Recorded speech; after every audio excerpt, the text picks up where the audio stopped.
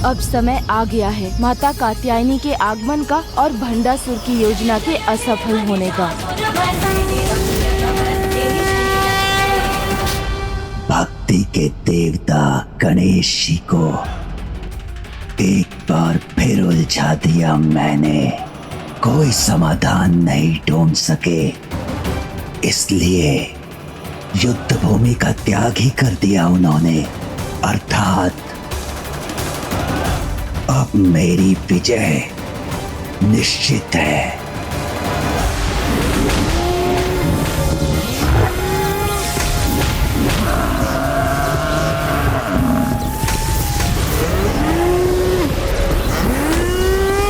पिछली बार का प्रतिशोध मैं अवश्य लूंगा।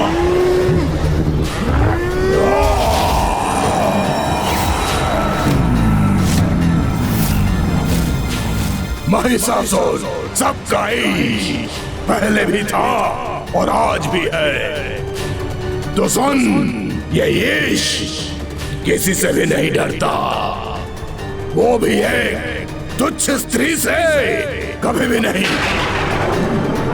भूल रही है तो तुच्छ नारी महिषासुर न तब थमा था और ना ही आज थमेगा।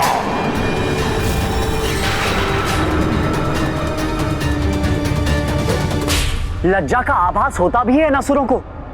माता ने इस महिषासुर का इतना भयंकर अंत किया था और ये फिर आ गया पुनः अपने अंत के लिए माता को चुनौती देने। भूत और वर्तमान में बस इतना भेद रहेगा कि आज महिषासुर की विजय होगी और इस तुच्छ नारी की पराजय।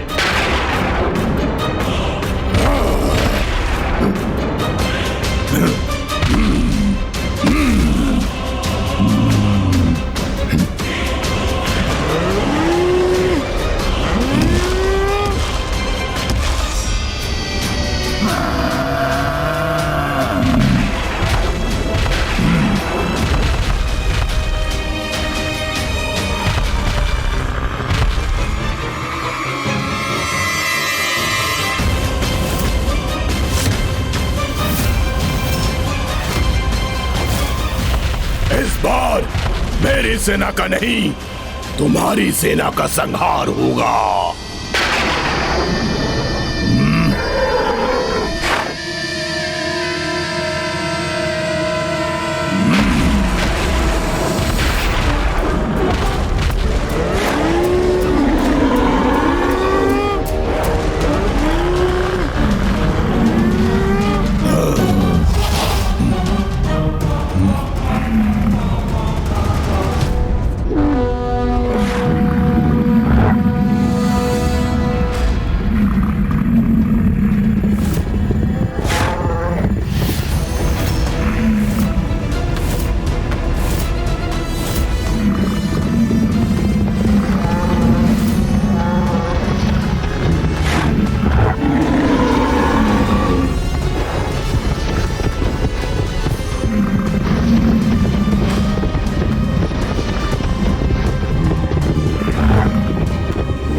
आज जब मेरी सेना इस देवी सेना को पराजय का स्वाद चखाएगी, पराजित करेगी, तब आनंद वर्षा में भीगूंगा मैं।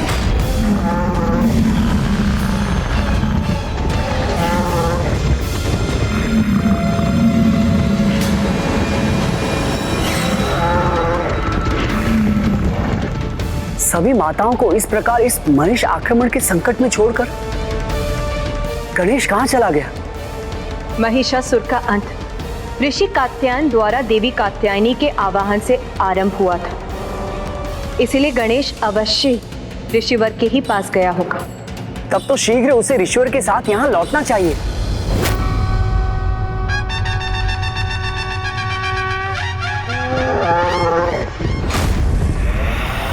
मुझे ज्ञात था गणेश जी इस आक्रमण को कदापि नहीं रोक पाएंगे। इस युद्ध के अंत और मेरे विजय के साथ ही मैं पुनः अनंत काल के लिए असुर सम्राट के रूप में इस असुर सिंहासन पर स्थित होऊंगा। जीर्ण शीर्ण अवस्था में है तो क्या हुआ, है तो मेरा ही असुर महानायक भंडासुर का सिंहासन।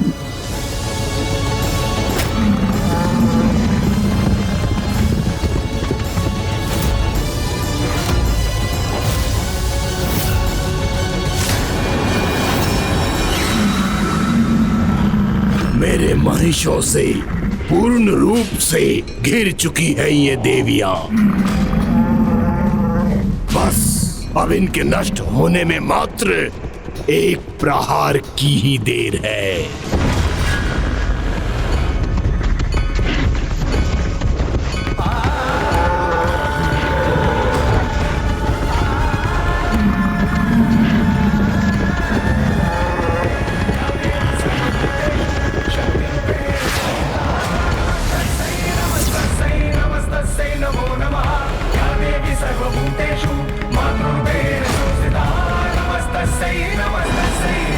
ये देवी तनिक भी चिंतित क्यों नहीं है?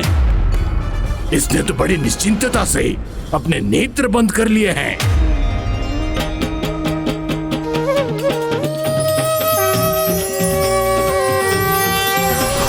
शक्ति रूप महिषासुर मर्दिनी हेमा कात्यायनी, नारी का आदर्श प्रतीक तू ही जगत की जननी है माँ, तू ही दानव घातिनी है माँ, तू ही दानव घातिनी माँ। माता कात्यायनी का आगमन हो गया।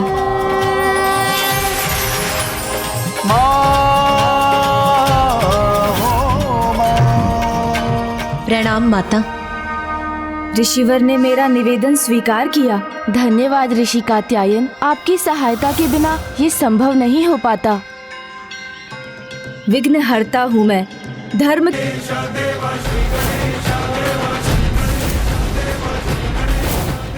पिछली बार तो एक महिष था, परंतु इस बार तो असंख्य महिषों से घिरी हुई है माता। मुझे स्वीकार है प्रभु। आपको कोटि कोटि धन्यवाद ऋषिवर। आपको नमन माता, आपको कोटि कोटि नमन।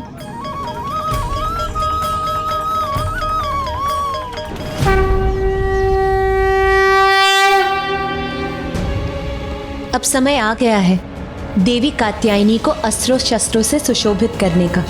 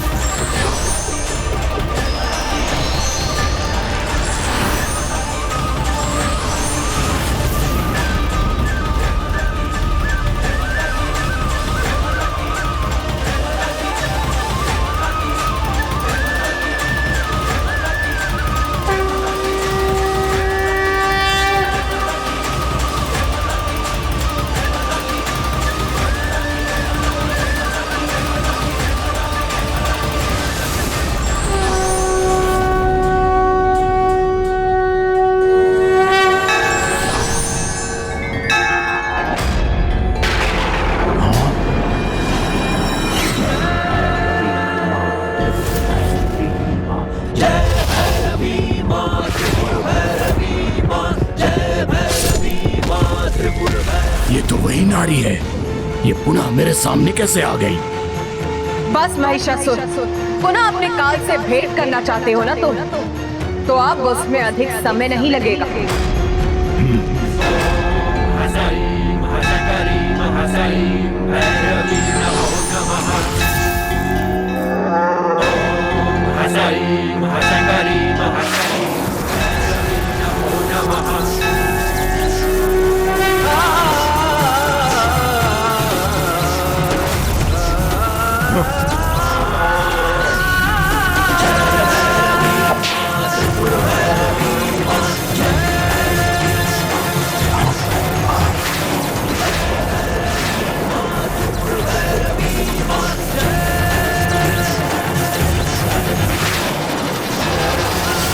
ये एक बार पुनः मेरी सेना का संहार करे, उससे पहले ही मुझे इसका अंत करना होगा।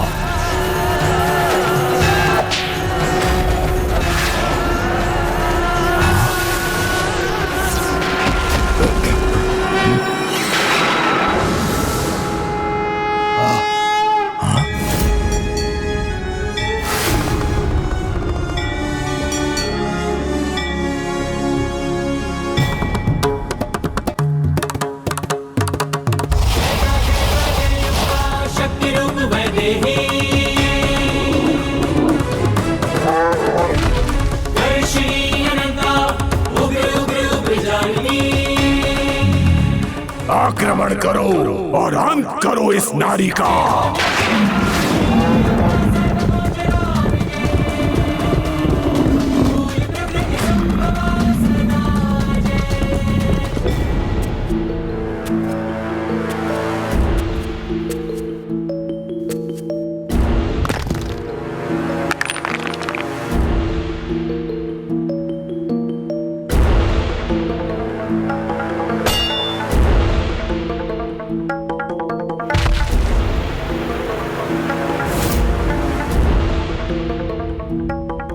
आज एक बार फिर अपने सिंहासन पर स्थापित होकर अपार सुख का अनुभव कर रहा हूं मैं।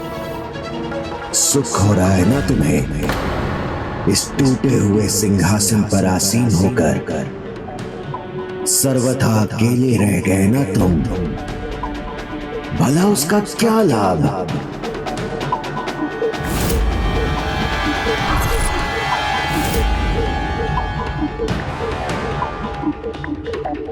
देखो इधर, मेरे हाथ में 105 ब्रह्मांडों की माला है। तुम्हारे हाथ में क्या है? कुछ भी तो नहीं। जो विजय पाप, धर्म और ग्लानि के भाव जगाए, उस निरर्थक विजय में पराजय का आभास नहीं होगा तुम्हें। तुम्हारी महिमा, महानता, समृद्धि, साम्राज्य सब मिट चुका है और कोई शेष नहीं रहा तुम्हारे पास। नहीं, ये मिथ्या कथन है तुम्हारा, क्योंकि मेरे हाथों में ये महानतम आसुरी अस्त्र है। मैं अकेला नहीं हूं, हम भंडासुर के साथ हैं। 6 श्रेष्ठतम विकार। सामर्थ्यवान के लिए कुछ भी असंभव नहीं।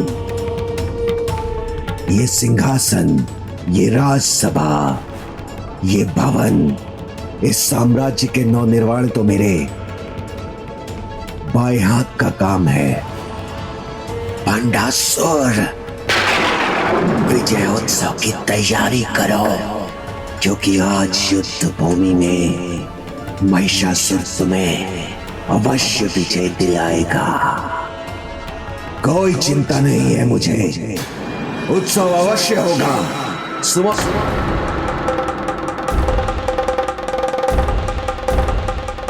किसी की आवश्यकता नहीं है मुझे, मैं स्वयं उसके लिए भोजन की व्यवस्था करूंगा।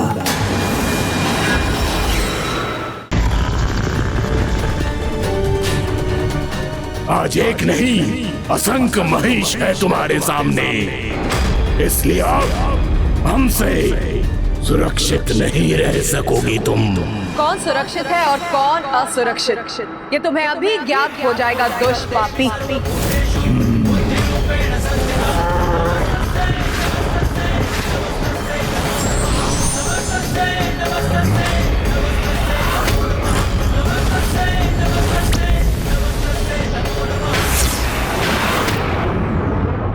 कहीं इसके धनुष बाण पुनः मेरे लिए संकट न उत्पन्न कर दे।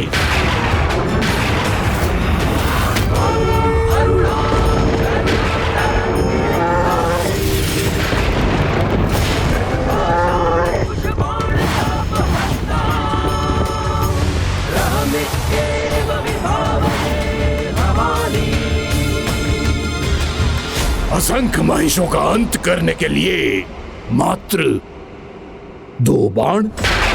कदाचित अपनी ओर बढ़ती ऐसी अपार शक्ति को देखकर अपना मानसिक संतुलन खो बैठी है ये नारी।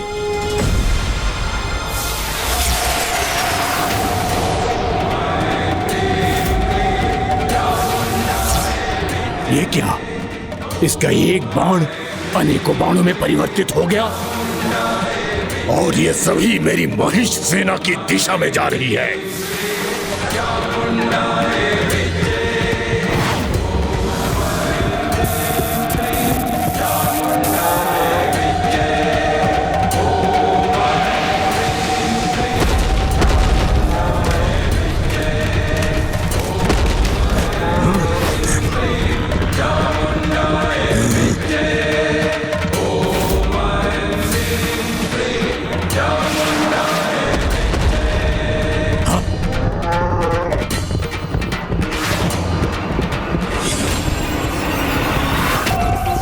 से कोई जीवित नहीं बचेगा।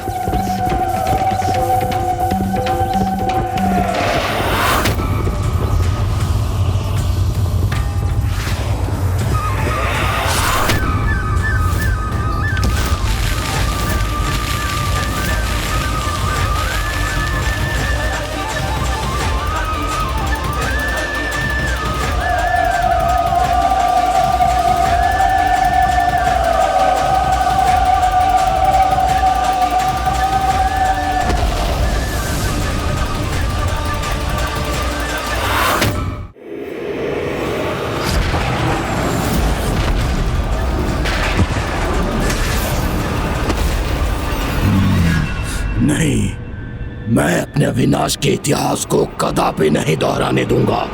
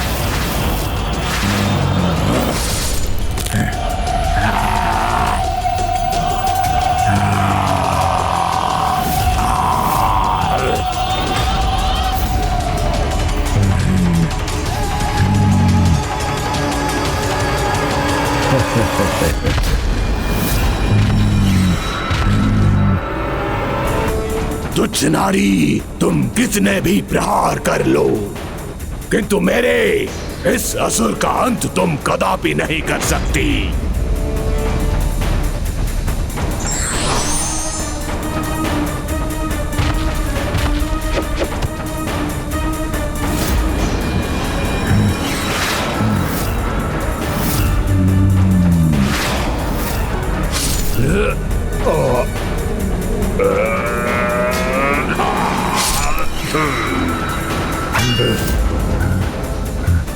तुम्हारे किसी भी अस्त्र शस्त्र का कोई भी प्रभाव नहीं होगा मुझ पर।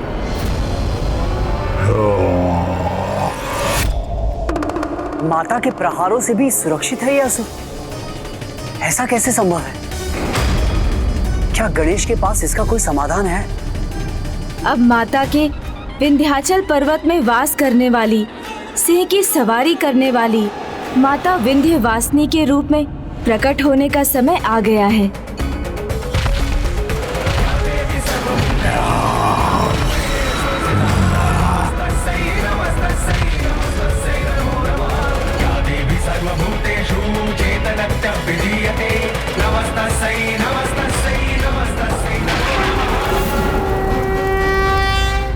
अब विंध्यवासिनी पर्वत पर रहने वाली, सिंह की सवारी करने वाली माता विंध्यवासिनी के प्रकट होने का समय आ गया है। पिछली बार माता को सिंह का उपहार देने वाले हिमालय पर्वत थे।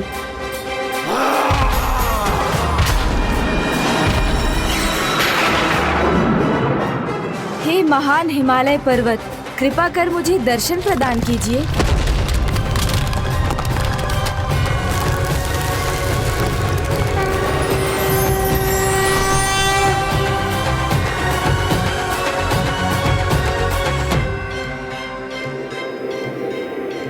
प्रणाम प्रथम पूज्य गणेश जी। प्रणाम।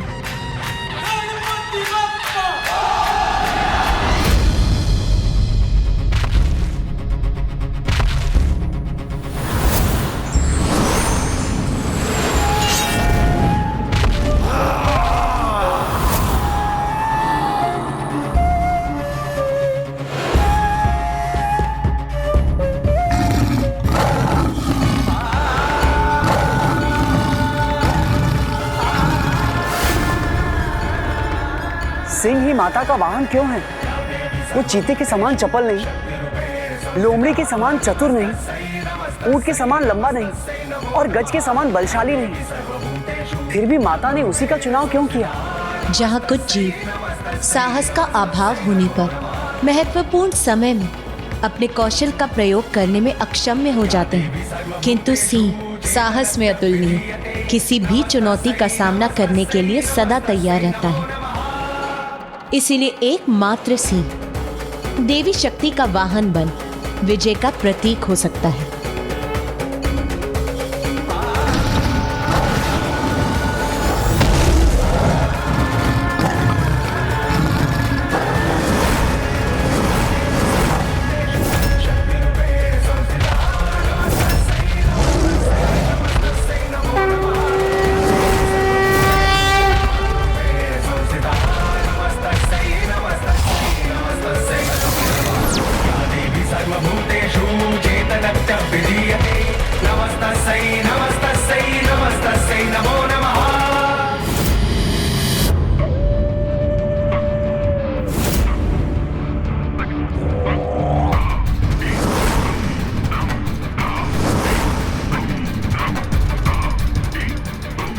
यहाँ तो सब कुछ नष्ट हो चुका है,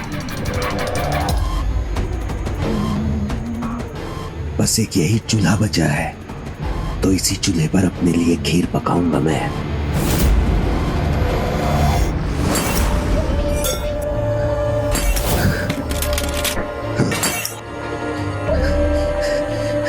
किंतु किसी भी पात्र में कुछ भी नहीं।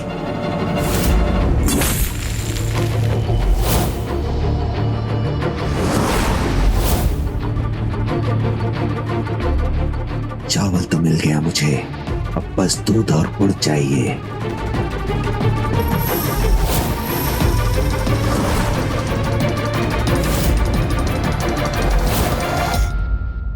अंततः दूध भी मिल गया मुझे, अब बस गुड़ मिल जाए।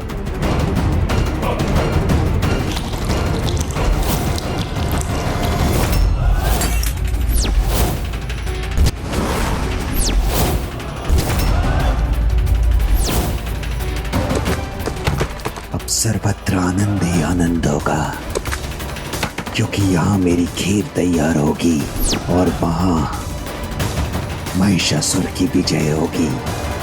माता विंध्यवासिनी की जय! माता विंध्यवासिनी की जय! माता विंध्यवासिनी की जय! माता विंध्यवासिनी की जय! माता विंध्यवासिनी की जय!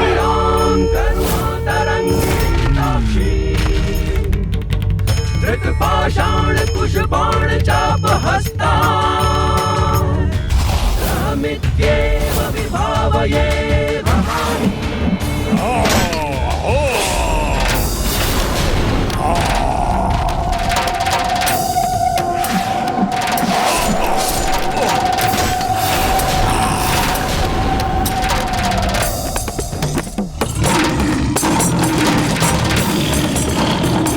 जाओ, इस दुष्ट असुर का संहार करो।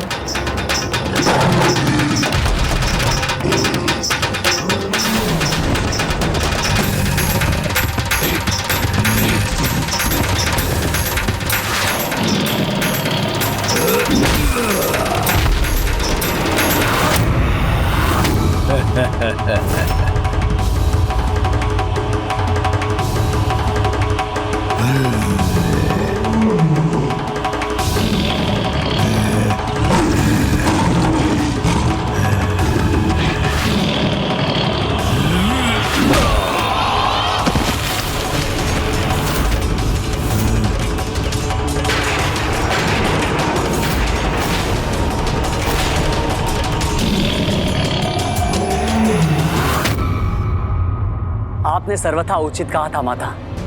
सिंह के समान अन्य कोई जीव इतना साहसी नहीं, जो बार बार पछाड़े जाने पर भी पुनः उठकर पूर्ण आत्मविश्वास से युद्ध के लिए तैयार हो जाए। सदा स्मरण रखना पुत्र, जो साहसी होते हैं उनकी कभी पराजय नहीं होती।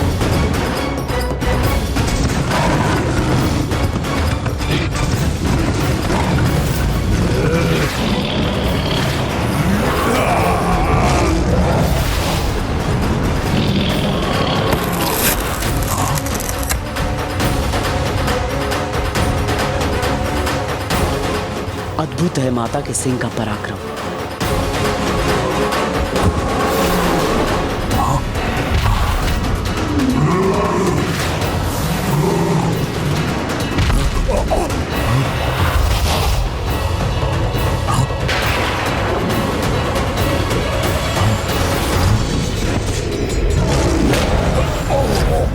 भूतकाल की स्मृति पुनः सत्य बनकर मेरे सामने प्रकट हो रही है। तुम्हारा इतिहास इसी प्रकार अपने आप को बार बार दोहराएगा, क्योंकि तुम पुनः अधर्म का साथ देकर माता से युद्ध करने का हठ कर रहे हो। इसलिए विनाश ही तुम्हारा भूत था और विनाश ही तुम्हारा भविष्य भी होगा। और इस विनाश से अब भंडासुर की रक्षा कोई भी नहीं कर सकता।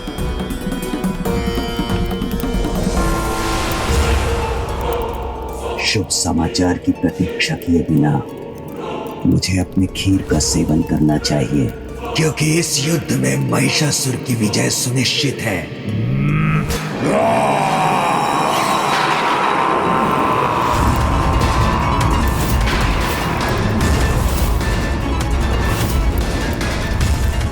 ये कैसी गर्जना थी?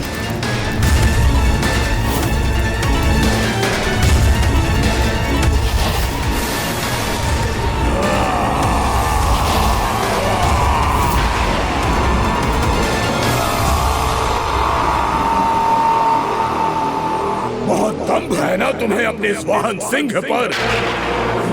तो अब मैं तुम्हारे ऊपर आक्रमण करके तुम्हारा संहार करूंगा। तब तुम्हें ज्ञात होगा कि वास्तव में सिंह कितना बलशाली होता है।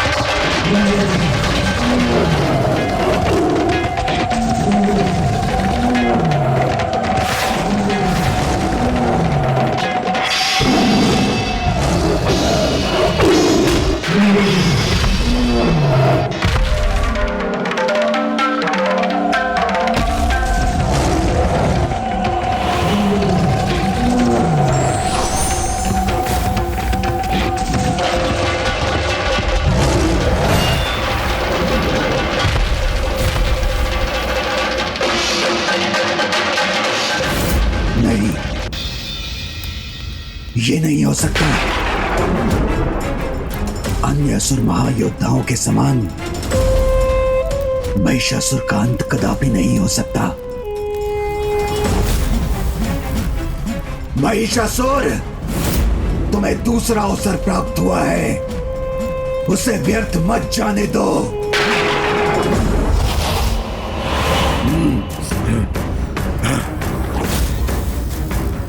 तुम्हें कुचलकर तुम्हारे बल का अहंकार नष्ट करूंगा मैं।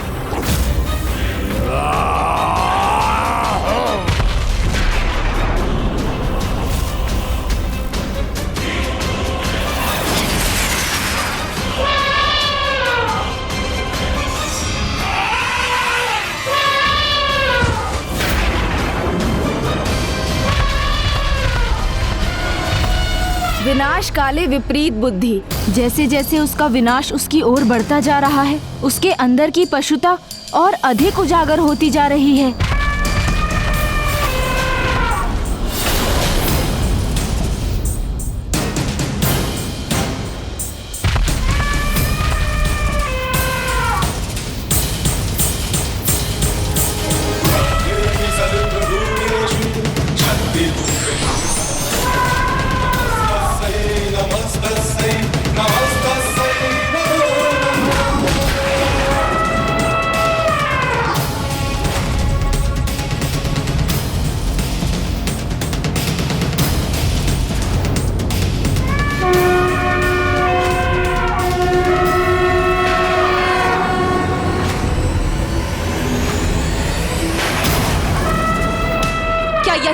बल है महिषासुर, जिसका तुम इतना बढ़ चढ़कर बखान कर रहे थे?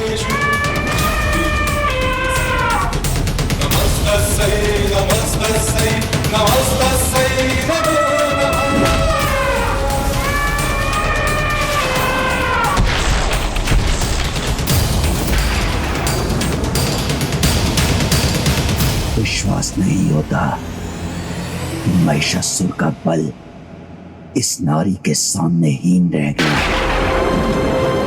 नहीं,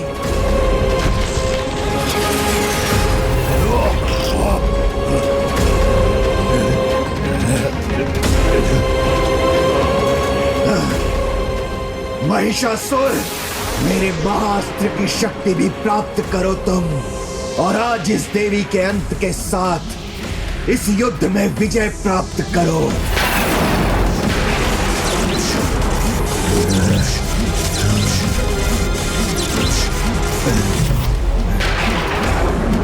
बलशाली हो तुम, किंतु असुरी महिष के समान गति और कौशल नहीं है तुम में।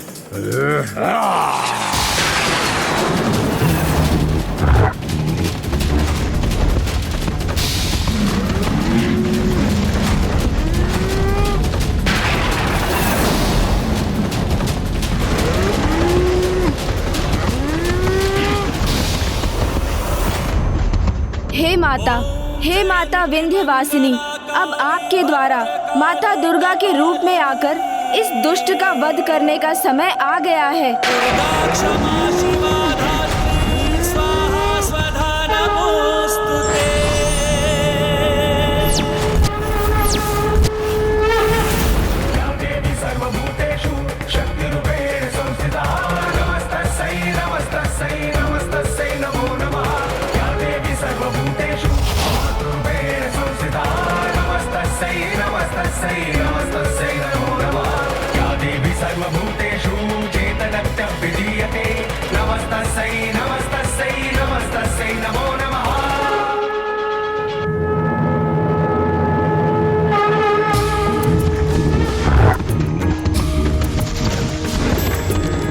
गिरिनंदिनी नंदित मेदिनी विश्व विनोदिनी नंदिनुते गिरिवर विंध्यशिरोधिनी वासिनी विष्णु विलासिनी जिष्णुते।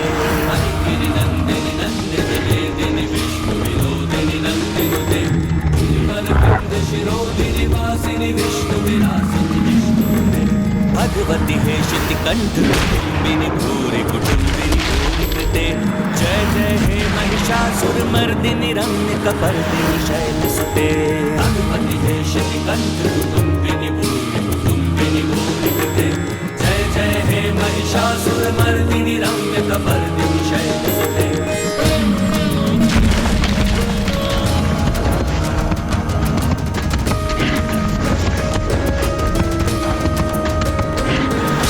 सुरवर वर्षिणी दुर्मुख मर्षिणी हर्षरते।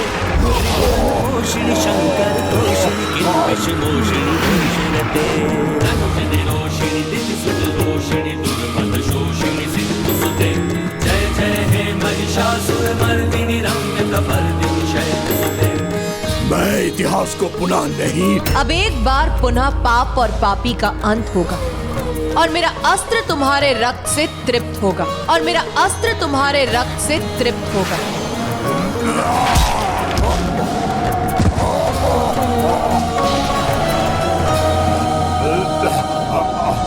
जगदम्ब मदम्ब कदम्ब वन्यवासिनी हंसते। शिखर शिरोमणि तुंग हिमलय शृंग निजालय मध्यगते।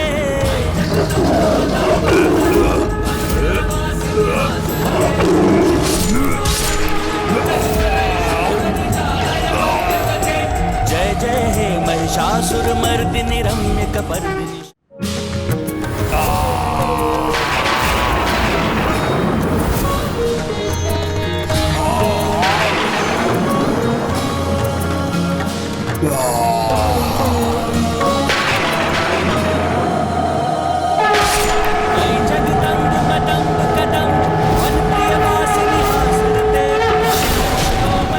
महिषासुर मर्दिनी की जय। महिषासुर मर्दिनी की जय। महिषासुर मर्दिनी की जय। महिषासुर मर्दिनी की जय, महिषासुरमर्दिनी की जय, महिषासुरमर्दिनी की जय, महिषासुरमर्दिनी की जय, महिषासुरमर्दिनी की जय।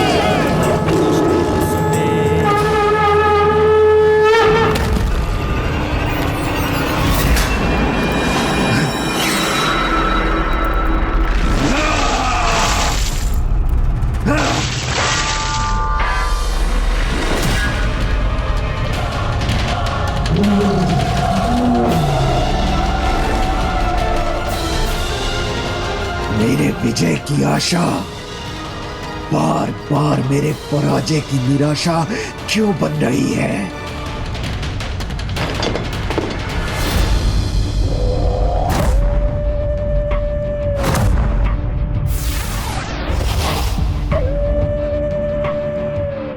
महिषासुर की छवि मेरे महाअस्त्र से लुप्त होकर बिखर गई।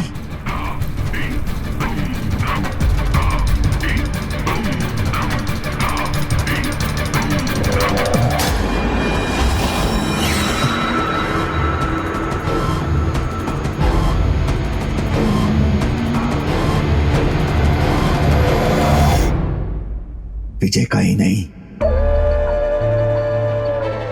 भोजन का भी भूखा हूं मैं, किंतु वो भी प्राप्त नहीं होगा मुझे। लोभी को पूरा संसार भी मिल जाए तो भी उसका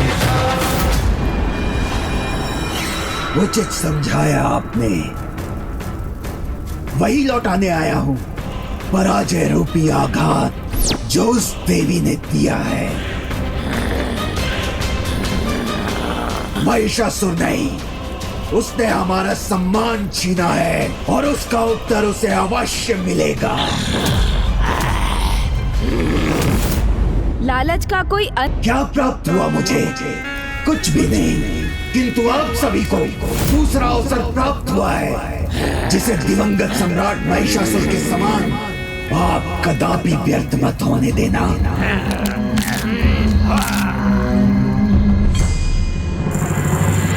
चावल जगत के पालनहार नारायण के तत्व का अर्थात समृद्धि का प्रतीक है, जो प्रत्येक जीव अच्छा आचरण कर संसार से प्राप्त कर सकता है।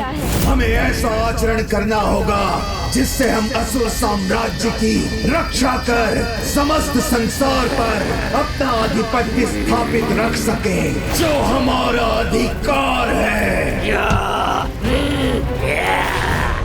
गुड़ ब्रह्मा के तत्व का प्रतीक है, जो सृजन के अपने अद्भुत कौशल और गुण से किसी भी भोजन को मिठास से भर देता है। उसी प्रकार कोई भी जीव अपने कौशल से अपने जीवन को श्रेष्ठतम बना सकता है। श्रेष्ठतम असुर युद्ध कौशल का प्रयोग कर विजय प्राप्त करनी होगी, जिससे अपने पराजय के पुराने इतिहास को मिटाकर हमारे असुरों की विजय का नया इतिहास रच सके।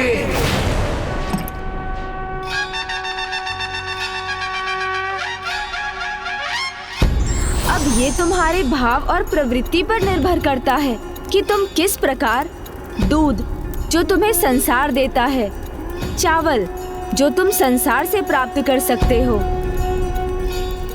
और गुड़ जिसकी रचना तुम अपने कौशल से करते हो, इन तीनों तत्वों का किस प्रकार मिश्रण कर कैसी खीर पकाते हो, अर्थात कैसे जीवन का निर्माण कर उसे क्या दिशा देते हो।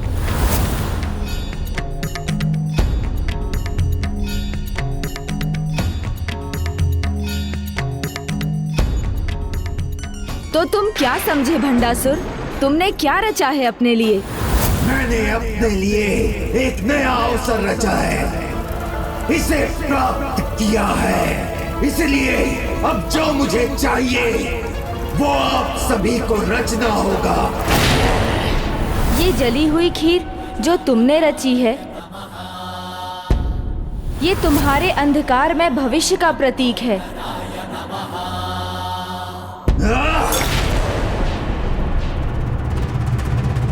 कभी कभी कुछ व्यक्ति स्वयं अपने स्वभाव और आचरण से वो दोनों खो देते हैं, एक जो उन्हें प्रकृति से मिला होता है और दूसरा जिसका निर्माण वो स्वयं करते हैं। तुम भी उन्हीं में से एक हो भंडासुर।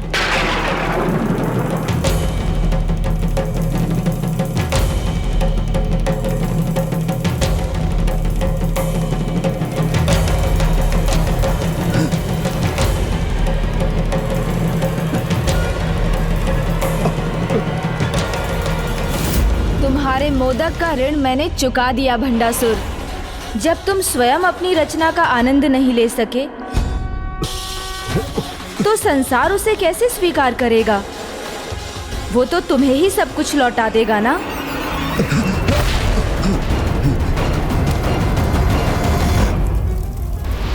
गणेश जी, अभी तक आपने मेरी पूर्ण रचना तो नहीं देखी, किंतु ये अवश्य देखा है कि जो चाहा वो किया मैंने। भस्म के कणों से स्वयं के अस्तित्व को साकार किया, पितृ पर्वत तक पहुंचने का संकट भी पार किया। यही नहीं, जिससे मुझे अपार स्नेह था उसका भी परित्याग कर दिया इस महाअस्त्र को प्राप्त करने के लिए। इसीलिए मैं असंभव को संभव बनाऊंगा। विजय रूपी जीवन की खीर रचूंगा। विजयी होंगे हम, विजयी होंगे हम, विजयी होंगे हम, विजयी होंगे हम, विजयी होंगे हम। असुर महानायक भंडासुर, आपके लिए इस विजय की रचना मैं करूंगा। महिषासुर के अंत का प्रतिशोध हम अवश्य लेंगे उस देवी से। उचित है शुंभ निशुंभ, किंतु शुंभ निशुंभ तुम अकेले नहीं जाओगे, क्योंकि मैं गणेश जी को अनेक असुरों की पहचान करने में उलझाना चाहता हूँ।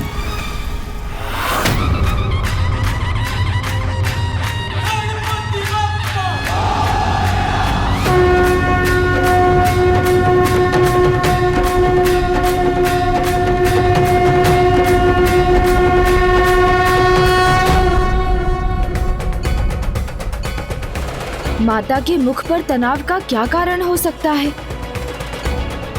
जबकि वो उस भयंकर दुष्ट असुर का पुनः अंत कर चुकी हैं।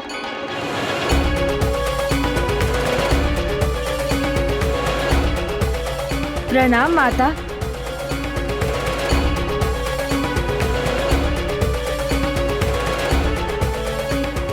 यदि गणेश का ध्यान इस युद्ध से बढ़ गया तो अनर्थ हो जाएगा। इसीलिए इस युद्ध के अंत तक मुझे गणेश से ये बात गुप्त रखनी होगी। प्रभु महाशिव स्तंभन के कारण सगुण से निर्गुण होने लगे हैं। कदाचित तुम भंडासुर के विषय में कुछ और ज्ञात करने में सफल हुए हो गणेश। माँ, आप तो अंतर्यामी हैं, तो आपको ये भी ज्ञात होगा ही कि उसके महास्त्र पर जो आसुरी मुख है वो अन्य महासुरों के प्रतीक हैं।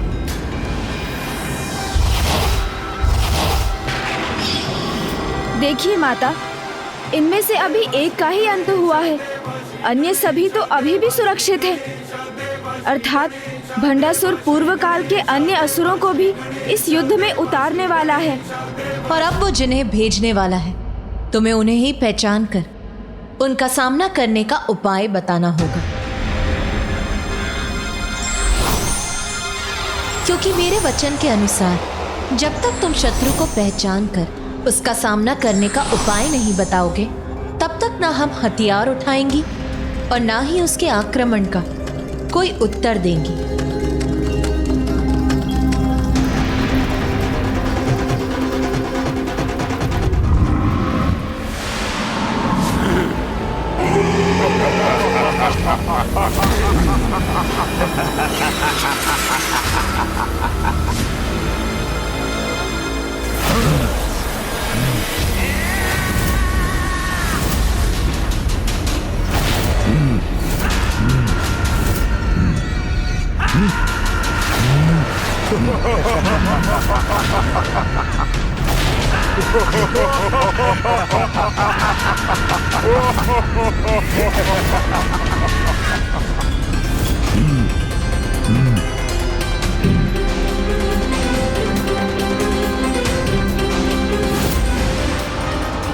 इस बार भंडासुर ने एक नहीं अनेकों असुरों को एक साथ भेजकर पुनः अपने कपट का परिचय दिया है। ऐसा उसने अवश्य प्रथम पूज्य गणेश जी की कठिनाइयों को बढ़ाने के लिए किया है। भंडासुर से और आशा भी क्या की जा सकती है। मैं तो अभी बस इतना ही अनुमान लगा पा रहा हूँ कि ये दो भ्राताओं के नेतृत्व में असुरों की टोली है, किंतु ये कौन हो सकते हैं? बुद्धि के देवता गणेश जी, आप चाहे कितनी भी बुद्धि का प्रयोग कर लें, आप इन्हें कदापि नहीं पहचान सकेंगे। और यदि आपने इन्हें पहचान भी लिया तो जिस योजना के साथ मैंने इन्हें भेजा है वो कदापि असफल नहीं होगी।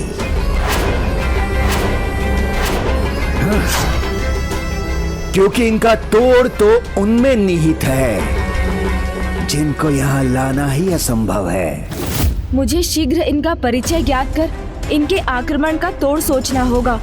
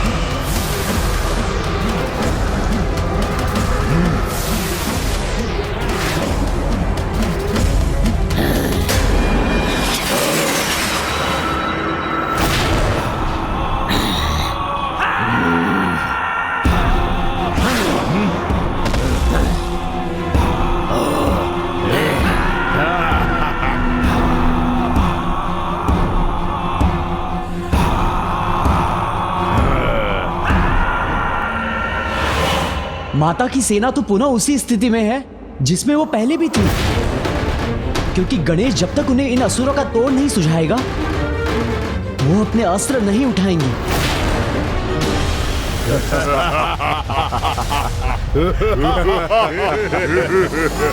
इन सभी ने अपने अपने बल का प्रदर्शन किया है, किंतु इस लाल असुर ने अभी तक अपने कौशल का प्रदर्शन क्यों नहीं किया?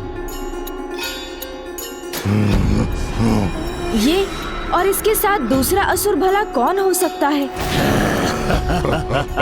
इसके पहले कि ये माता की सेना पर अपना आक्रमण करें, मुझे इनका परिचय ज्ञात करना ही होगा। बहुत दुख हो रहा है आप सभी को अस्त्रहीन देखकर। और यदि तुम सब यही सोच रही हो कि हम अस्त्रहीन नारियों पर वार नहीं करेंगे, तो तुम ये सबसे बड़ी भूल कर रही हो। क्योंकि जो अस्त्रहीन होते हैं उन पर तो हमें वार करने में और भी आनंद आता है।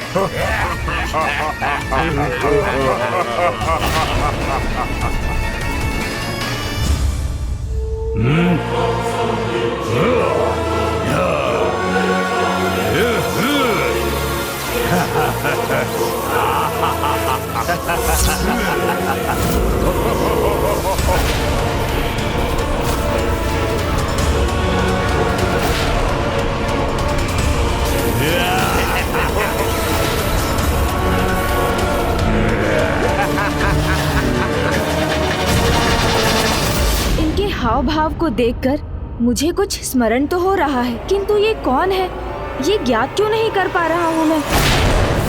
मुझे पूर्ण विश्वास है गणेश जी कि इस बार आप कदापि सफल नहीं हो पाएंगे। ये दुष्ट असुर तो किसी योजना के अनुसार आक्रमण करने के लिए तैयार है।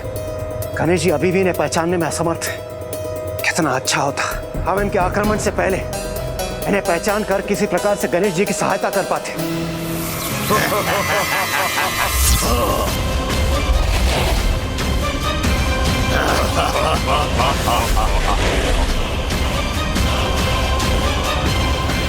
इन्होंने तो समस्त देवी सेनाओं को स्तंभित कर दिया।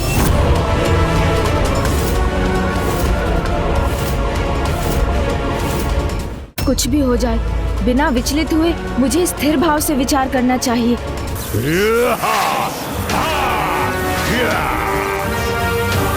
कुछ ही क्षणों में माताओं की सेना को आहत कर देंगे ये असुर। कितने दुष्ट हैं ये असुर, जो अस्त्रहीन माताओं पर इस प्रकार प्रहार कर रहे हैं। विवश हूं, अन्यथा अभी जाकर उचित उत्तर देता इन असुरों को। अनुज गणेश को अब शीघ्र ही कोई उपाय सोचना होगा, अन्यथा अनर्थ हो जाएगा।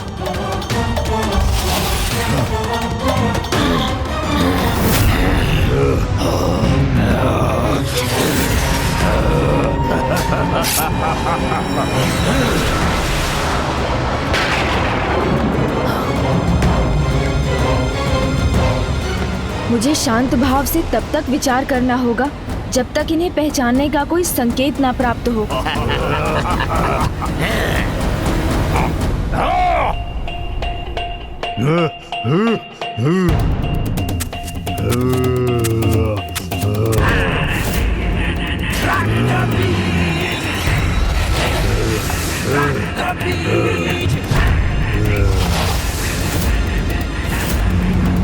इस लाल असुर के साथ तो इसके अनेक प्रतिरूप भी हैं।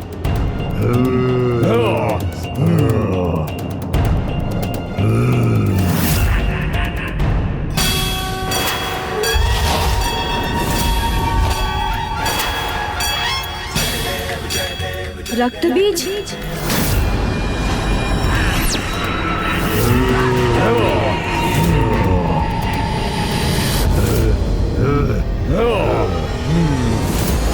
दिखा दी इस मूर्ख ने अपनी मूर्खता। थोड़ा समय और धीरज नहीं रख सकता था? कहीं गणेश जी शेष असुरों के विषय में ज्ञात न कर लें। एकाग्र होकर बुद्धि का प्रयोग करो तो बड़ी से बड़ी पहेली का हल निकल ही आता है। अब मैं इन सभी को पहचान गया हूँ।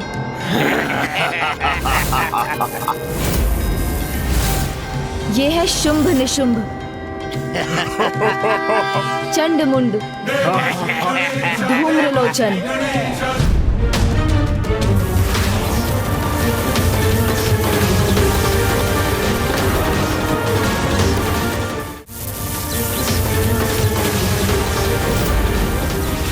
अब केवल माता ही हमारी सहायता कर सकती हैं।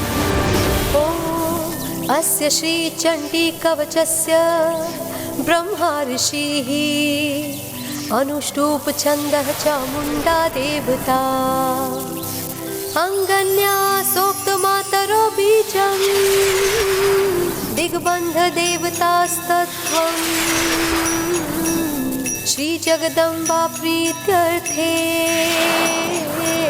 सप्तशती पाठांगत्वे जपे विनियोगः। ओम नमः चंडिकाय।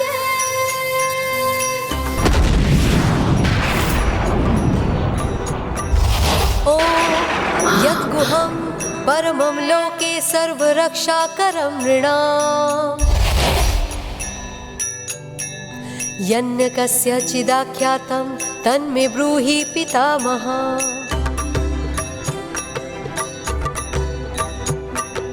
अस्ति ज्ञातं विप्र सर्वभूतोपकारकं दिव्यास्तु कवचम्। मैंने कहा था ना, जहाँ बुद्धि का देवता है कि जितनी भी बूंदें धरती पर गिरती हैं, इसके समान एक अन्य रक्त बीज को उत्पन्न करती हैं। ये धुंधले धूम्र को प्रवाहित करने वाला असुर धूम्रलोचन है। ये किसी भी निर्जीव वस्तु को अत्यंत शक्तिशाली अस्त्र में परिवर्तित कर सकता है। ये नीले असुर चंडमुंड हैं, जिनमें अपने विद्युत रूपी अस्त्र से किसी को भी भस्म कर राख में परिवर्तित करने की क्षमता है। और ये भूतकाल के असुर सम्राट असुर भ्राता शुंभ निशुंभ हैं, जो इन सभी का नेतृत्व कर रहे हैं।